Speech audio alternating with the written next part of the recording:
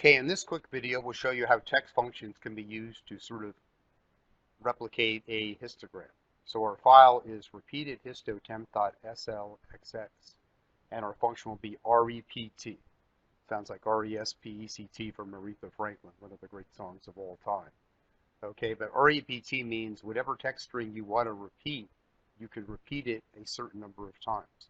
So let's suppose like you give teaching evaluation scores to students, and I basically a 7 is good, a 1 is bad. So let's suppose in my class I got 28 7s, 33 6s. Who are those people who gave me the 1s? Okay, I'm only kidding.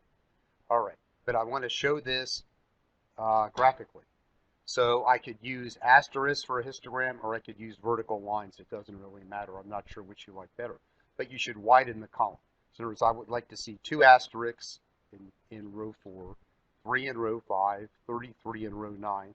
And when our teaching evaluation reports used to come out, that's exactly how they would show the results. They would show it with the asterisk. So this is we can emulate this in like 30 seconds. So do rept, and let's say I want to do asterisk. I put a quote, asterisk, the text, and then you say how many times. So I put an asterisk, and then I would say this many times. So that's 2 times, and if I double click and copy that down, there we go. You might want to double click the top there to widen it, but that's all there is to it. And we'll see later when we talk about the Excel table feature that if you added new rows, this could automatically update. Okay, so this is really quite cool to see things looking like this. Okay, of course, you could, if you want, turn this on its side by putting all this stuff across, and then you'd have to lengthen the row. You can lengthen a row by doing something, just dragging it in.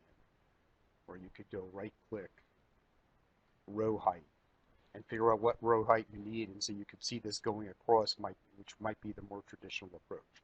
But that's really all we have in this simple video on how to create a histogram, but still very useful. If you have to summarize surveys, this is really quite a useful tool.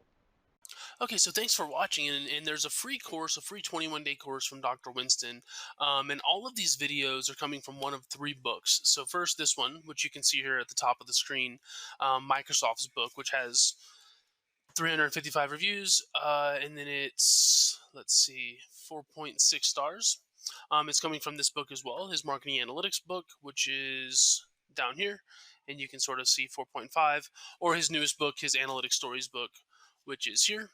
And with that one, you can see it's 4 point something, or maybe even 5. I don't think it's 5. Yeah, 4.8.